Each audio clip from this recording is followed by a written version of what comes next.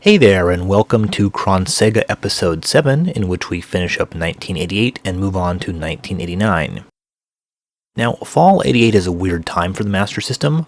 Why? Well, on October 29th, Sega released a little something called the Mega Drive, its new 16-bit console, which of course was intended to replace the Master System. In the US, we call it the Sega Genesis.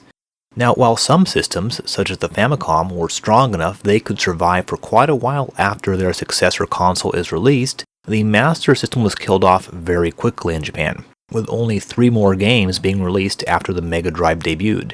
And since Sega was probably expending most of its resources on creating new Mega Drive games, there doesn't seem to be that much time or energy wasted on Master System games this episode, so we don't exactly have a sterling collection of games today.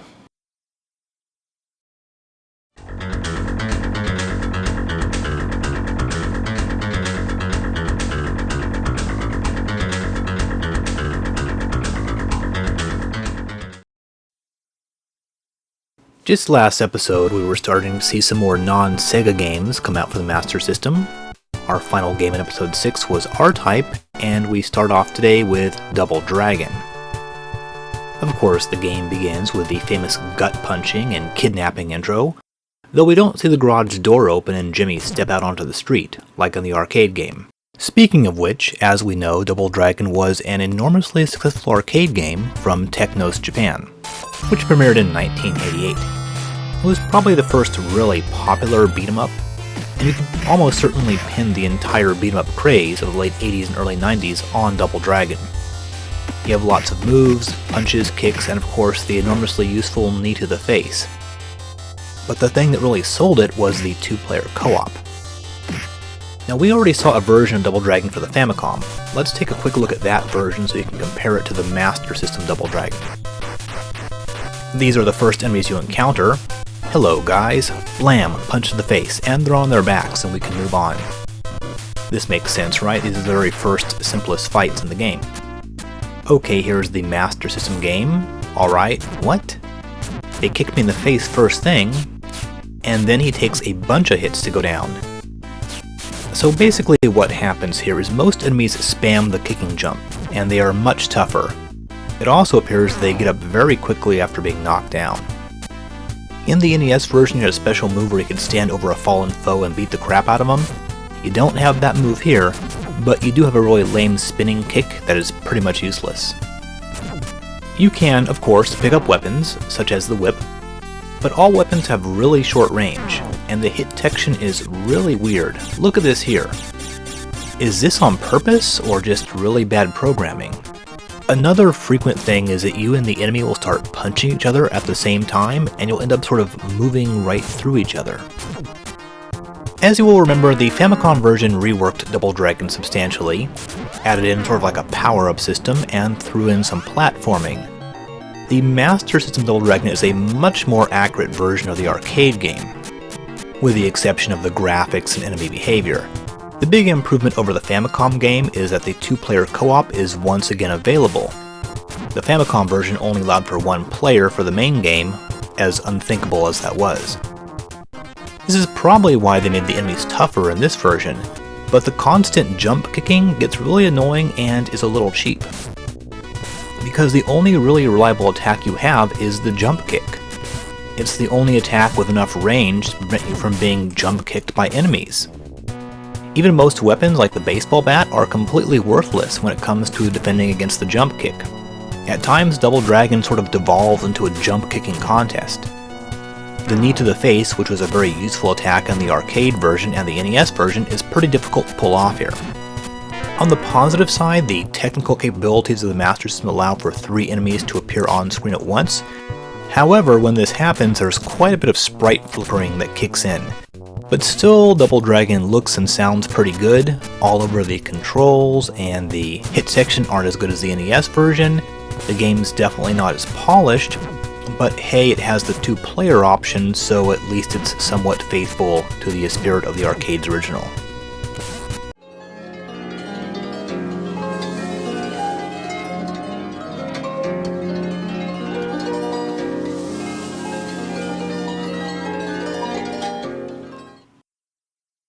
Let's take a listen to the music here.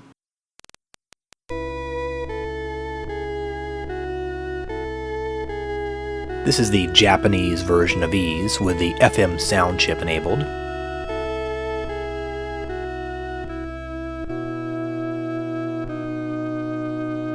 There's a really great bass line that kicks in.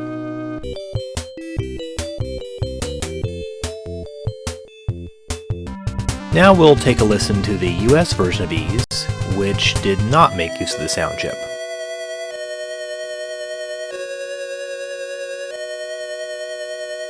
Yeah, it's a shame, but the artwork on the title screen has been nicely redrawn.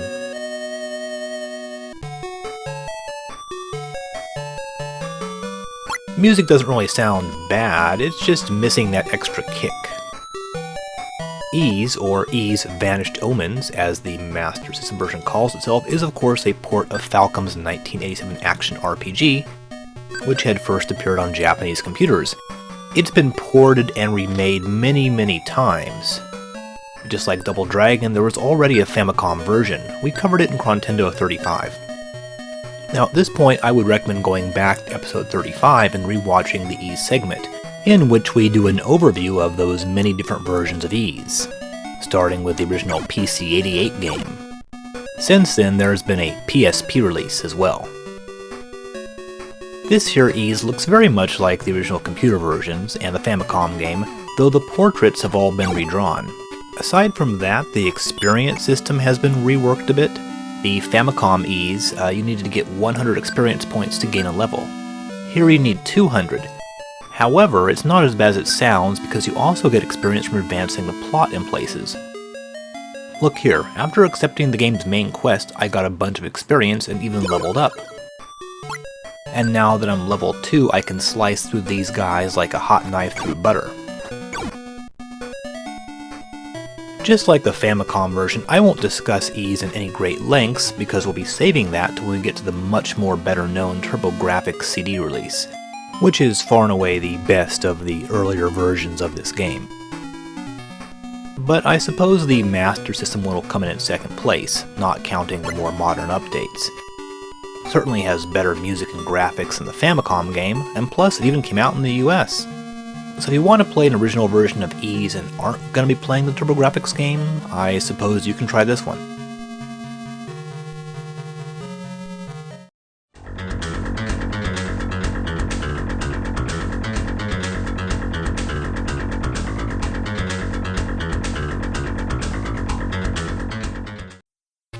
Okay, it's the last game of October. This actually came out on the launch day of the Mega Drive. It's Sports Pad Soccer. However, the title screen and music seem really familiar to me.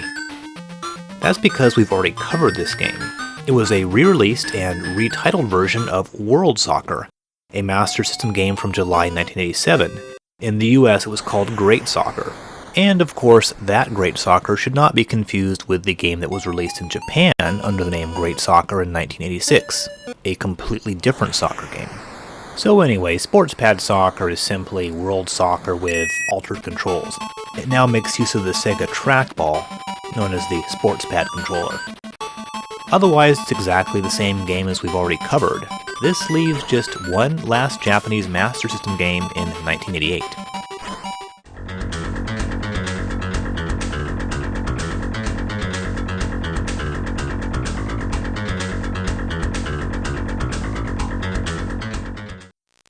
Wow, so there were no Japanese Master System games released in November, and there was only one in December.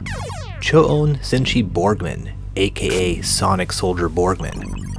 That's the hero there. Sega was not putting too much effort into their title screens, obviously.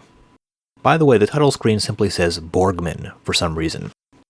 We'll start the game up. And look, your protagonist there looks a lot like Boba Fett. You take 2 steps and are immediately interrupted, Metal Gear style, by a transmission from your information specialist or whoever this is. Those of you eagle-eyed enough to spot the copyright in TV and Toho have probably already guessed this, but the game is based on an existing intellectual property, namely an animated TV series. It's about a group of young people who wear powered suits and combat an interdimensional alien invasion. And so it's sort of in the typical Ultraman, Power Rangers mode. However, since Sega was really committed to releasing almost every Master System game internationally, this did come out in the US and Europe as Cyborg Hunter. Which makes sense, Borgman, Cyborg Hunter, though Sega tossed in a big helping of Do Not Give a Damn and decided the bad guys were cyborgs but did not make any changes to the sprites, which clearly depicted organic creatures. The game is divided into 7 distinct areas, A through G, each area consisting of several long horizontal floors with elevators scattered about at each end. You can see this in the map up at the top there. That's a bomb there. You have a limited supply, so you should pick them up when you can. Enemies can be pretty annoying at first. These guys jump right at you, so you've got to step back and then turn around and hit them. Yeah, your fancy pants $200 million military robot suit does not come with a ranged weapon. Instead, you punch stuff to death. Alright, well it actually does have a ranged weapon, but it uses up energy. And here's one of the main cyborg bad guys. So you're going to switch to the Psycho Punch, which is another example of Japan using the word psycho in a bizarre way. This is your ranged weapon, but you have to use it sparingly. Oh, and if you're going to play this, you'll probably want to know, how do I access the equipment menu? Well, you plug in the second controller and hit one of the buttons. Using the Psycho Punch drains the PP, or Psycho Power Meter.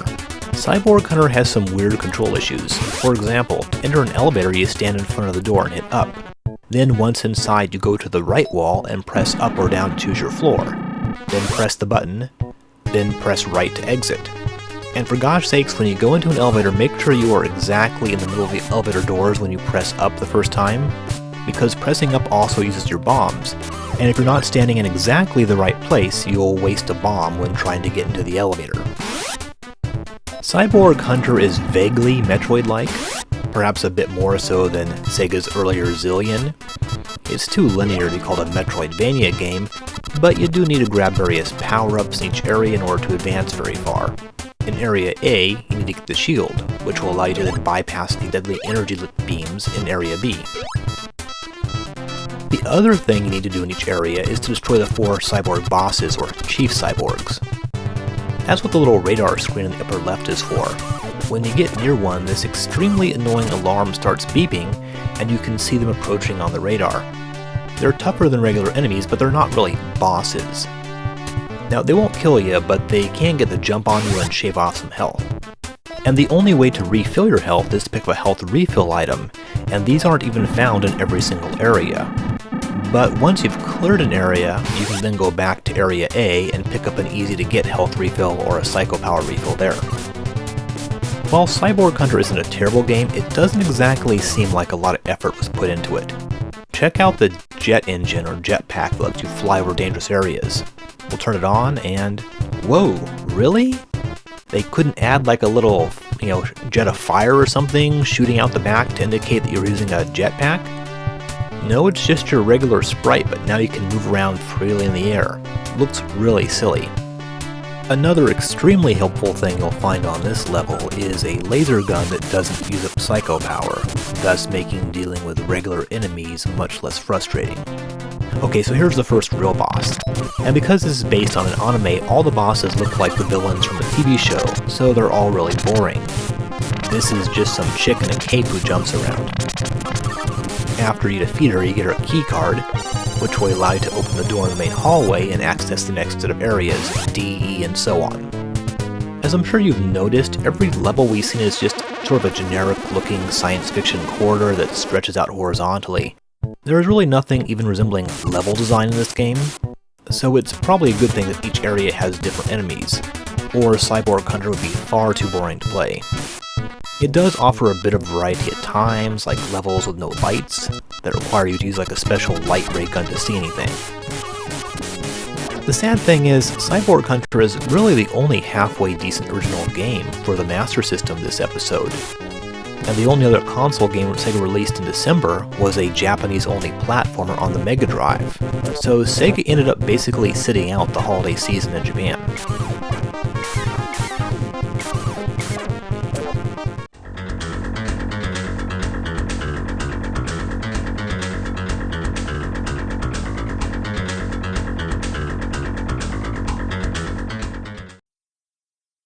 that's it for Japanese games in 1988, but we still have a few US and/or European games to contend with.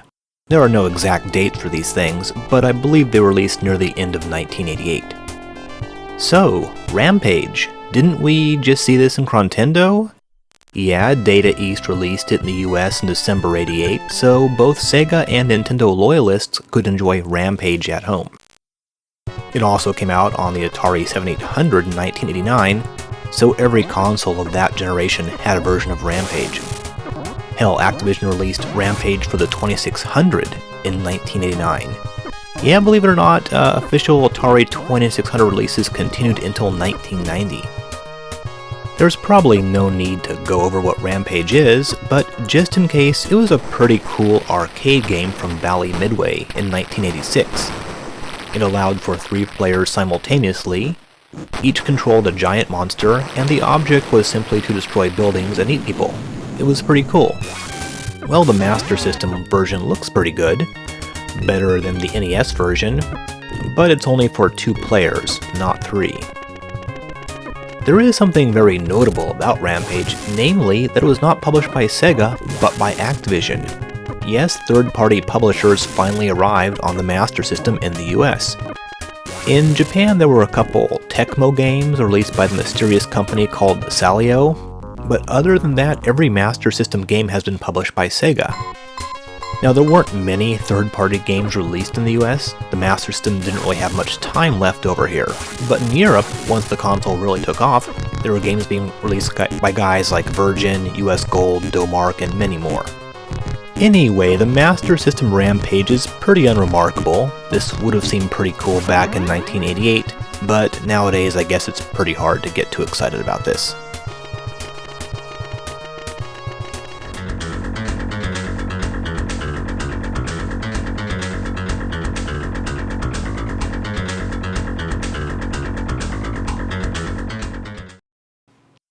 Our next game is also from a third-party publisher, Parker Brothers, and the game is Where in the World is Carmen Sandiego? As you can tell by this title screen here, the game takes place in a post-apocalyptic world where deserts cover North America and Europe, and only a handful of buildings are still standing. In Chrontendo 43, we saw the first NES games from Milton Bradley, the other big board game company in the US. Parker Brothers, their rival, had been releasing console games for quite a while. They had put out some for the Atari 2600, for example, and a while later, they too started making NES games. Ironically, after 100 years of being competitors, Parker Brothers and Milton Bradley both ended up being bought by Hasbro. This looks like a telex device. For you youngsters out there, it's like an electronic telegraph. You see them in old spy movies. We just got a telex from Interpol. They always say that in those kind of movies. Here's where you enter in your name, choose the difficulty, and it'll explain the mission to you. This is technically a port of the first Carmen Sandiego video game, originally released for computers by Broderbund back in 1985. The Carmen Sandiego games ended up becoming Broderbund's most high-profile games, with countless sequels, books, and starting in the early 90s, a very popular kids game show. Okay, so here's the deal. Carmen's gang has stolen a national treasure, in this case a mosaic from the Hagia Sophia in Istanbul. So you fly to Istanbul, where you find several buildings you can enter, and by enter I mean you walk up to the front and press a button. You never get to see the actual inside of the building. Some person will then make a statement about the thief, usually pertaining to where he is headed or some fact about the thief himself. So we plan to study volcanoes. Well, let's see if we can figure that out. So we know he went to one of these places. I'm thinking Reykjavik? When you reach the next city, you sort of keep repeating the whole thing, getting clues and trying to remember where he went to next. If you choose the wrong destination, the people inside the buildings will tell you they didn't see anyone suspicious around. This mostly wastes time. You see, everything you do, such as take a flight or ask a question, moves the clock forward. So you don't have time to ask too many questions or travel to the wrong cities. In Reykjavik, someone mentions he was interested in Spanish colonial history, which indicates, I guess, Buenos Aires. Eventually you'll reach a certain city and the suspect will be there. Now before you can apprehend him, you must get a warrant, so you use the clues you have to narrow it down to a particular member of Carmen's gang. So at this point, once you've gotten to the correct city, you'll find that the thieves' henchmen are walking around, and when they see you, they'll throw a knife at you.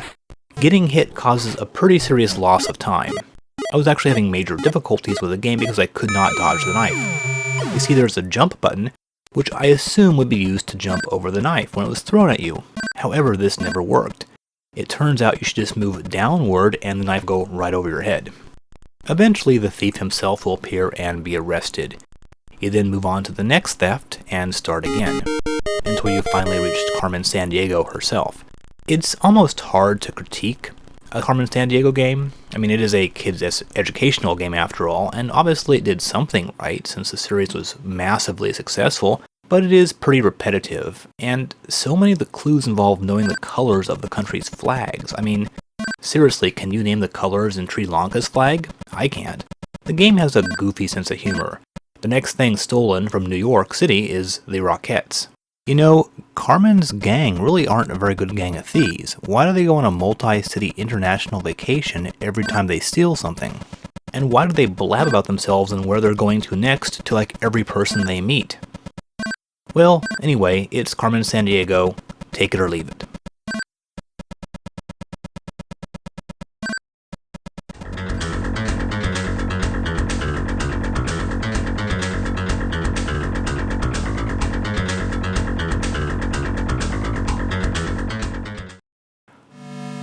I noticed a few games this episode use old public domain music for the music. So Monopoly uses Scott Joplin's The Entertainer. Why? Who knows? So this is weird. We just saw Parker Brothers release Carmen Sandiego, a game owned by Broderbund, and next up is Monopoly, Parker Brothers' most famous product, released by Sega. So why did Parker Brothers pay to release a game owned by some other company, and then take the rights to one of their own games, Monopoly, and license it to Sega? Welcome to the strange world of video games, I suppose. But what's not mysterious is the game. It's a video game based on Monopoly. That's it. If you've played Monopoly, then you know exactly what this is like. This is one of a couple US developed games today. In fact, it was done by Nexa, a San Francisco-based software company founded by Gilman Louie.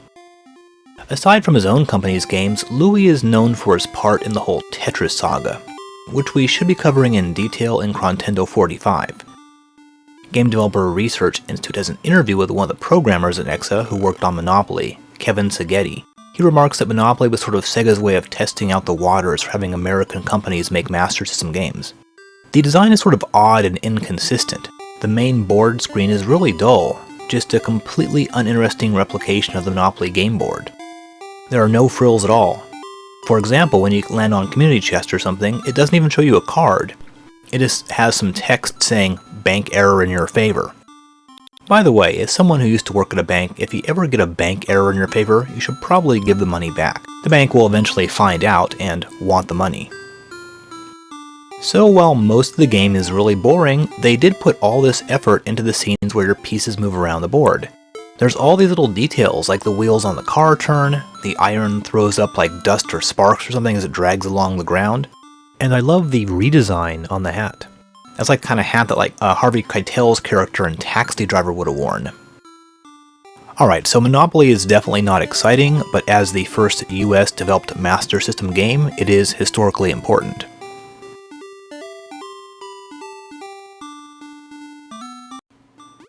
We've now gotten to 1989, a pretty slow year for the Master System. New games continue to be released in the US and Europe, but unlike the Japanese releases, we don't really have a lot of information along the lines of the actual release dates for these games. So strict chronological order is pretty much out of the question from this point onward. Still, we will carry on the best we can.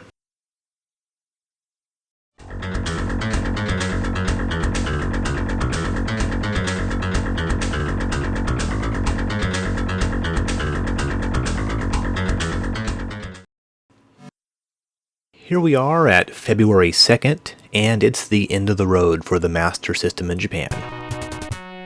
Looking at this title screen, it's funny, it looks just like how early Famicom games were. They all had those simple black title screens. Yet, here we are years later, and Cyborg Hunter and Bomber Raid both have these generic-looking title screens. It's called effort, Sega, look it up. Bomber Raid is mostly known for being the last Japanese release for the Master System. Video game consoles rarely go out with a bang, and Bomber Raid is no exception. It's a simple vertical shoot-'em-up with a military theme. This was the sort of game that was reasonably popular in the late 80s. Think of Capcom's 1942 series, for example. One thing here that bugs me, at least in the opening sequence, is that the background interferes with your ability to see the enemy planes and projectiles. It gets a little better when you move out into the ocean. There's really nothing too crazy or exciting going on here. You shoot enemy planes and ships. If you shoot the glowing disc things, they will drop a P icon or an S icon. The P, or power icon, will increase your weapon, and S will increase your speed. You have to collect quite a few P icons before you see much of a difference. Gradually, your P shooter becomes a little less wimpy, but this is not a compile game. Don't expect any really awesome weapons to happen. You also get these numbered power-up icons, which add wingmen, much like in 1942 and 1941. Different numbers will represent different formations and directions of fire. Okay, so here I have stayed alive long enough to get a decent weapon. This will allow us to easily take on the first boss, which is a gigantic battleship. You have a very limited stock of bombs as well, which are useful for taking out multiple cannons at once. One problem with Bomber Raid is that, like so many other shooters, if you die you lose all your power-ups. If this happens during a boss battle or right before, you will be pretty much helpless. For example, here's me trying to take out the boss with a basic pea shooter. I can't even get lined up to fire off a shot at the cannons. So if this happens to you, I hope you have a lot of bombs. Bomber Raid was developed by Sanritsu, who were doing development on some of the Master System titles at this point. There's nothing real too terribly wrong with this game, it's just a little on the boring side. At least the bosses are pretty cool. The second one is this giant tank. Once you defeat him, you sort of get into another battle with the mini-tank.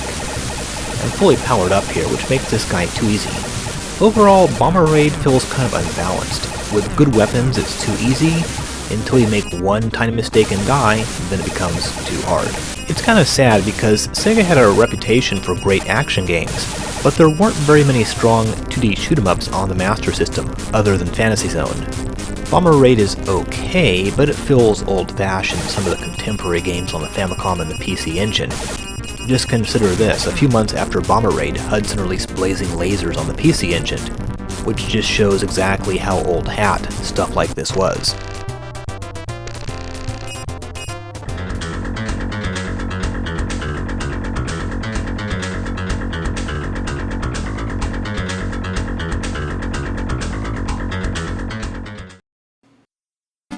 As I stated earlier, we don't have anything even near exact release dates for the rest of today's games, but based on mentions in gaming magazines, I think they were all from the first half of 1989. We'll start with Walter Payton Football, which I suppose is the follow-up to Reggie Jackson Baseball. A lot of sports games at this time simply licensed the name and likeness of one player. So far, this looks like every other football game, 1 or 2 player options. There's a single game mode and a Road to the Super Bowl mode. There's even a difficulty setting and a few more options. The teams are of course identified by city name only. Since this is a Walter Payton game, I suppose we'll go with Chicago. The game starts with a coin toss. I love the Football League logo on the field, which is clearly made to resemble the NFL logo in a non-infringing sort of way. Now this is the second football game on the Master System, the first being Great Football, released in 1987 in Japan.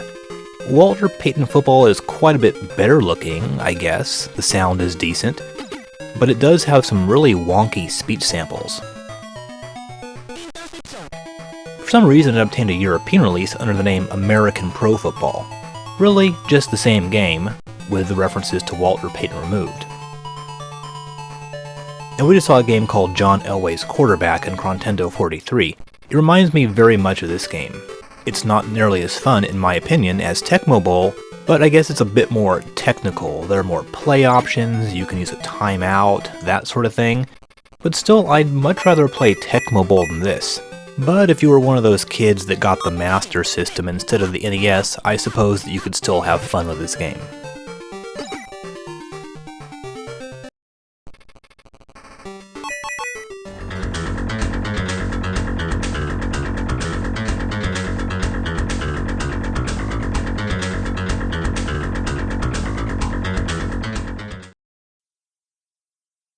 Alright, Time Soldiers. No relation to Time Crisis, I'm afraid. This intro explains the story. Except, no, wait, it doesn't. A giant robot who had one arm replaced with a bunch of yarn has turned all our friends into little red spheres? And for some reason, in order to rescue them, you need to travel throughout time? That makes no sense whatsoever. But hell, back in the 80s, games didn't need to make sense, right? So, Time Soldiers was originally a 1987 arcade game manufactured by SNK. It was another one of those vertical run-and-gun games like Ikari Warriors. It even had the rotary joystick. The main difference was, instead of being a boring old jungle, you traveled through a few different time periods. But the game was actually developed by ADK, otherwise known as Alpha Denshi. They were an arcade game developer that ended up designing games for SNK. They later did stuff like the World Heroes series of fighting games, and of course, Twinkle Star Sprites. They eventually were absorbed into SNK. Just like the home version of Ikari Warriors, the Master System Time Soldiers changes the controls so that you fire in whatever direction you happen to be moving. It actually feels a lot like the Ikari games, just without tanks, though enemies will drop very limited use special weapons occasionally. Here's one of the bosses, a Triceratops. Oh man, I got hit after I killed him. I always hate it when that happens. You then travel through time to another level, the World Wars. This is some kind of futuristic level, I guess. Note the plethora of large columns which are not supporting anything, much like Konami's Jackal. As you may have noticed, your basic pea shooter doesn't really kill much. Bullets just bounce off most enemies. And I don't really have time to just stand there shooting at guys a bunch of times. I have to keep cranking these new episodes out. This boss is basically King Ghidorah, except with puny little wings. Okay, here's sort of the real boss. It's a big-ass tank. The thing is, your special weapons disappear very quickly, so odds are you'll be using the pea shooter on this guy. I've now destroyed the boss and rescued one of my comrades. Now I've got to look for Laplace, the 18th century French mathematician? That's weird. This level is based on World War I, I suppose. I think Time Soldiers suffers from lame level design. The whole game is sort of blah. It also doesn't help that the number of different time periods is very limited, and throughout the game you keep going back to the same ones over and over again. It doesn't really suffer from all the ugliness and technical problems of the NES Atari games, but at least Atari lets you hop into a tank and go nuts. Time Soldiers could really use a bit more variety, so it's not a horrible game, I just cannot get too excited about it.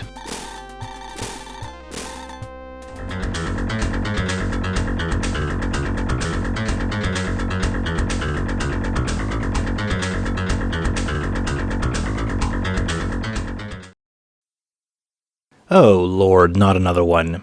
Yes, we've got to suffer through another port of an Epix game, this time California Games.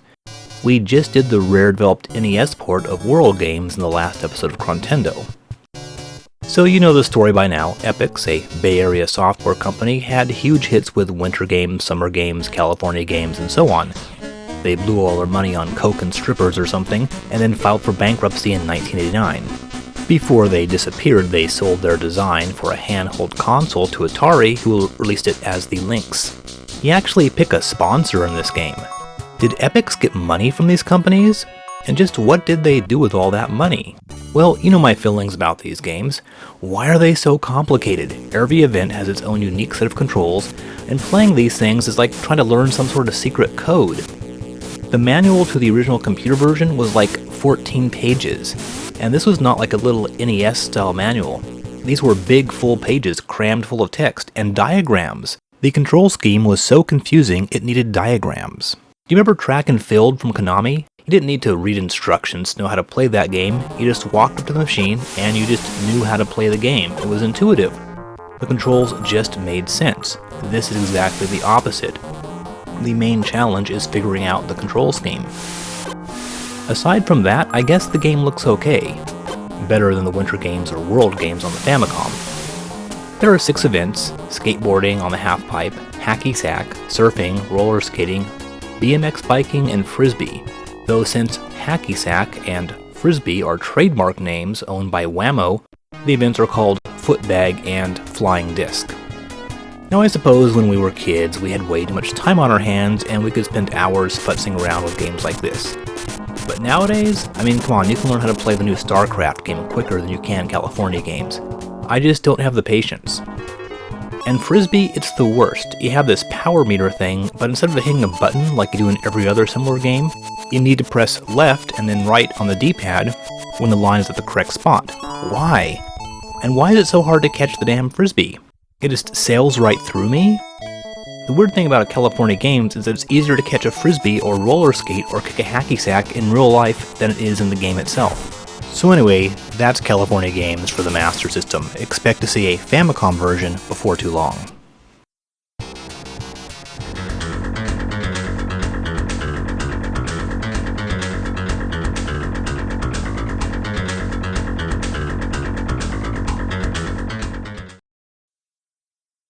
So, one of the things in this episode is not like the others, and that thing is Montezuma's Revenge.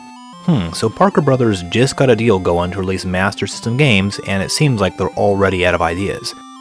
Thus, for some reason, they decided to port one of their ancient computer games, Montezuma's Revenge, to the Master System. I'll admit the title screen looks pretty good, much better than some of the stuff Sega was putting out on its own games at the time. But what's the deal with this music? Just like Monopoly, I guess they couldn't be bothered to write an original tune here. Montezuma's Revenge first appeared on the Atari 800 back in 1984. Published by Parker Brothers, it was originally designed by a little company called Utopia. It was very much in the explorer game genre back then. Those were platformer games involving some guy jumping, climbing ladders, and so on. These usually took place in a cave and the object was to collect jewels or something like that. Similar games were Pitfall 2 and Spelunker. Montezuma's Revenge was ported to every platform conceivable. The Atari 2600, 5200, Commodore 64, ColecoVision, Apple, and now finally the Sega Master System. The game is only 5 years old but seems way old-fashioned by 1989 standards. I've said it before, and I'll say it again, video games changed and evolved much more quickly in the 80s and 90s than they do now. Like what came out 5 years ago? Super Mario Galaxy? Modern Warfare? Assassin's Creed? Really, not that much has changed. Montezuma's Revenge is pretty decent for one of these sorts of games. Not that there's anything wrong with this kind of game. It's just that after Super Mario Bros. 3 and Mega Man 2, this seems pretty old hat. Jump over snakes and skulls, you find keys, pick up treasure for points. It's a decent looking upgrade of the original game. I just wish they took the time to actually add some music. Most of the game is in pretty much complete silence other than the sound effects. There are multiple difficulty levels, but they're really all the same layout in the same game. You know, the usual frustrations here occur: wonky jumping, the fact that you can't fall more than a few feet without dying. But if you're looking for a version of an old Atari 800 game with upgraded graphics, then Montezuma's Revenge is your guy.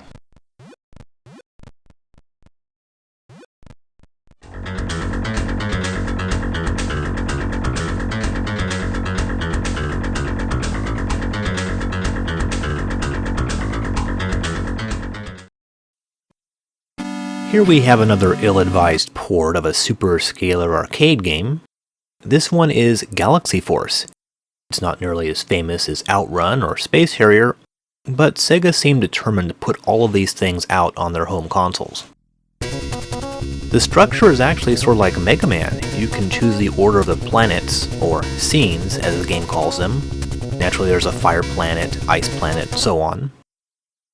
The game looks pretty good at the beginning, and I really shouldn't be too hard on this. Sega clearly tried, but the bottom line is that Galaxy Force was a bleeding-edge arcade game, and the idea of taking it and converting it to the Master System just seems like a bad idea.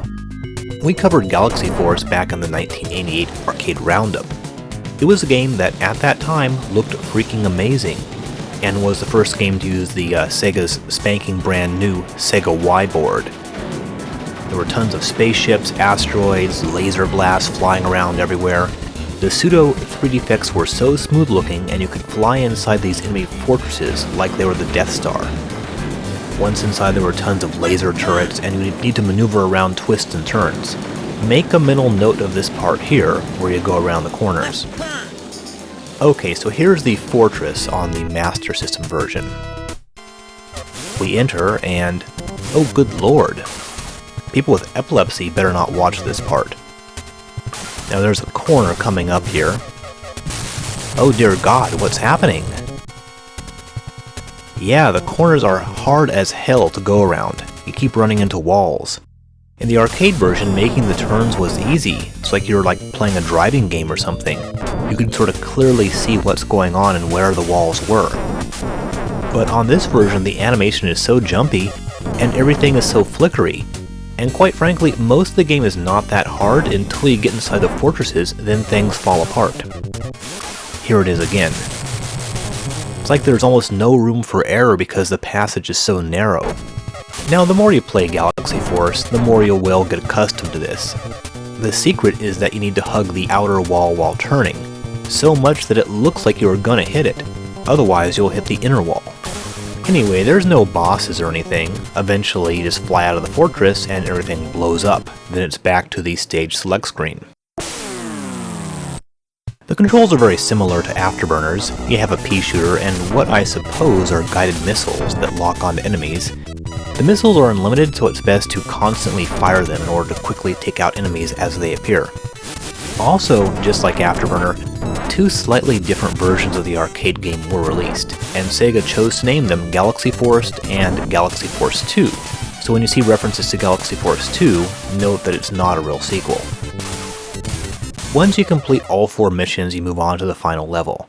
Though I believe the arcade game had one more level than the Master System. They probably couldn't fit the other level on the cartridge because Galaxy Force already had a 4 megabit card, so it was pretty huge as is. There's really not much to the last level, but once you get through it, you've beaten the game and you get the classic congratulations screen and a little animated ending sequence. Hey, what? Oh, so I got the bad ending because I used the continue option? Right, so if you die once, Galaxy Force says, screw you, try again. But if you do finish the game without dying, then you get the real ending. There's a very brief animated sequence, and then it actually shows digitized pictures of the development staff. So I'd say that Galaxy Force is an honest effort from Sega, but still, the end result falls a bit short. Later on, there would be a Genesis version, which plays much more smoothly, as you would expect.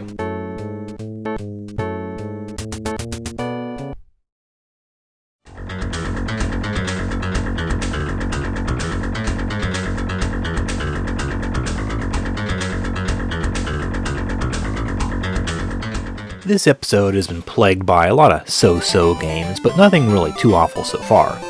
Well, Kosoge fans, I've saved the best for last.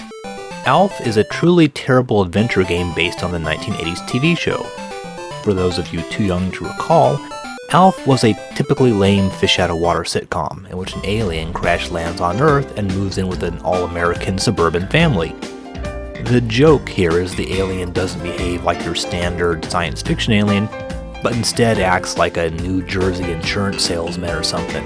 His name is Gordon Shumway, and even demonstrates some classic late 80s attitude by wearing sunglasses and acting all sassy. From what I recall, 90% of the show consisted of Alf saying he wanted to eat the family's cat. Now, the weird thing about Alf was that the producers went through all this trouble of pretending that Alf was not a puppet or guy in a costume, but was a real-life alien, so the puppeteers had to be hidden from view at all times, and the empty costume could never be photographed or seen by anyone who wasn't involved in the show's production. There was an earlier Alf game, Alf the First Adventure. It had a similar plot. Alf needed to fix his spaceship, and the box art used the same illustration as Alf the Master System game. However, I don't think that the two games are actually related, or that this is really inspired by the earlier computer game. Like I said, Alf is an adventure game, sort of in the King's Quest mode. The ultimate goal is to fix his crashed spaceship, and this is naturally done in the most roundabout way possible. You start by walking around trying to open things and pick up anything you can, Along the way, these incredibly short guys in suits and wide-brim hats will try to grab you. They look like perverts, but I suppose they're supposed to be some sort of government agents looking for Alf. Though it does seem a little odd these guys can just walk around wherever they please, including inside your house. Now you'll soon encounter a locked door and Alf says he'll find a key. But the only really interesting place you can go so far is the basement. Now see that thing down there? That's a rat, and touching it will instantly kill Alf and send his soul up to heaven. I was actually trying to jump over the rat there. What I should have done is hit the action button, which released the cat, which I picked up earlier. If nothing else, Alf keeps things simple by making inventorying commands completely text-free. The correct item will automatically be used if you hit the command button in an appropriate spot. However, in most areas, the game completely falls apart, such as in the game's hit detection controls and trying to navigate the action sequences. This part here, where you need to fend off bats using a salami, must be among the worst platforming or action sequences I've encountered so far. Jumping onto a platform or over an enemy is very iffy, and the hit detection when swinging the salami at the bats is just bizarre. Sometimes bats will fly right up at you as you flail away with salami and hit you. Other times they are nowhere near the salami and it registers as a hit and they go flying off. Look at this. What? Now if you guys try going out and playing this game, you will give up when you reach this sequence. It is utterly ridiculous. Almost as bad are the roadway sequences. There's no cars here, but tons of kids on bicycles or motorcycles or whatever they are. This is one of those deals where the enemies are completely 2D in terms of hit detection. So you can be on the sidewalk and the kid will be riding down the middle of the street. But if the pixels in the top of their hair intersect with the pixels of your foot, you will die. What you're supposed to do here is get the closet key by selling the gold nugget that you found in the tunnels below the basement. It's not made clear why the general store is selling a key to a closet in your house, or even why the closet is kept locked, or why the key sells for $50, or why a gold nugget is only worth $50. Generally speaking, the entire game continues on much like this. Doesn't really make much sense. Alpha was developed by a Western company, Sphere. Some sources say Nexa, but according to that same interview on Game Developers Research Institute, Nexa merged with Spectrum Holobyte to become Sphere right after Monopoly was completed. The game was developed under the name Sphere, not Nexa. Boy, the music in Alpha really drives me crazy. It reminds me of the music to Takeshi no Chosenjo. One interesting moment in Alpha occurs when you let him stand still for a sec. He will get irate with you and strike a bit of Sonic-like attitude. Alf must be one of the worst games we've seen on the Master System. As an adventure game, it completely fails. The puzzles are incredibly lame, the action sequences are absolutely terrible, deaths are way too frequent, the graphics and music are ugly. This can be somewhat excused by the fact that developers had relatively little experience in this area. However, the same cannot be said about our next game.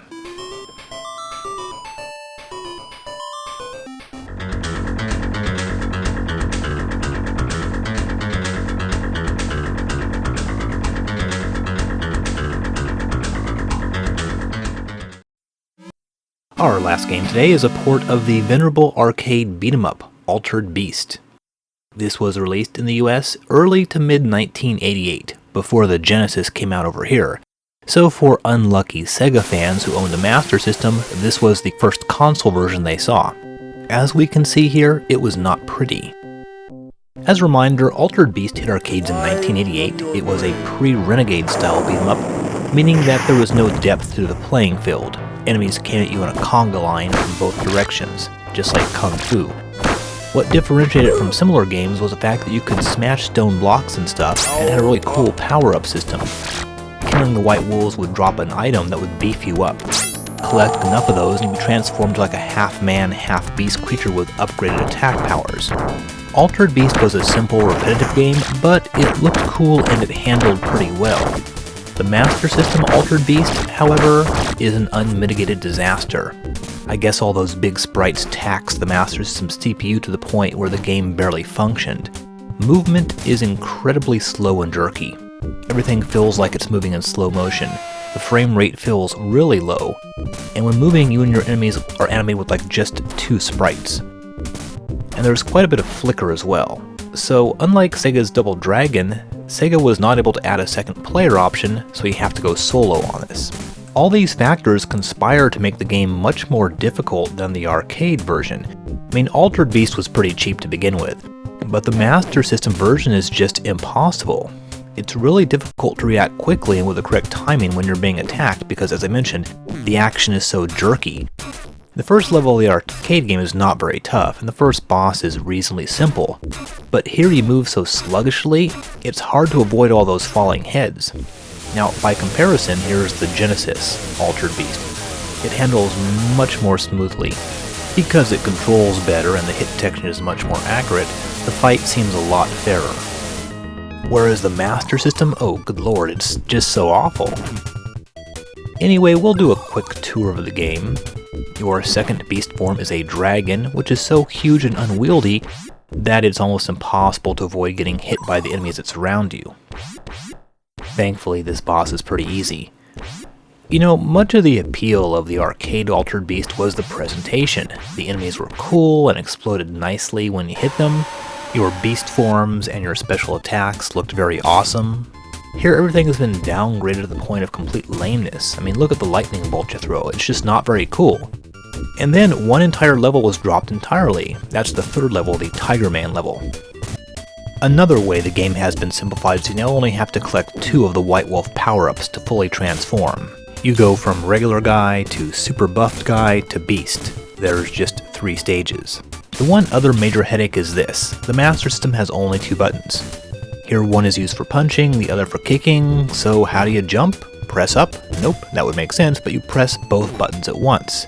Or to do a high jump, you hit up and both buttons simultaneously. This makes certain encounters like the final boss very difficult. He keeps charging you, he's a rhino, you understand, and you need to attack and then quickly jump and perform a charging attack while in midair so you fly above his head, then land and then repeat. And he takes like 20 hits to kill. If you fail to correctly jump over him, he'll slam you in the corner and pound you until you die, so one mistake or mistimed jump can mean certain death, and the finger-twisting control scheme is a real frickin' pain. Even the ending has been lamed down from the arcade version, so really everything about the Master System, Altered Beast, is just really terrible. It's one of the least playable games on the system. Maybe you've played the Genesis game and didn't like it. Well, try this one and the Genesis Altered Beast will seem like an amazing work of genius. There we have it. This was sort of the end of an era for Sega, but with the release of the Mega Drive, a new door does open up. Of course, Sega had its biggest successes in the home console field in the early 90s, even challenging Nintendo for a brief period. Chronsega 8 will be coming out in a little bit. Once we've gotten through mid-1989 with Chrontendo, we'll then return to Sega.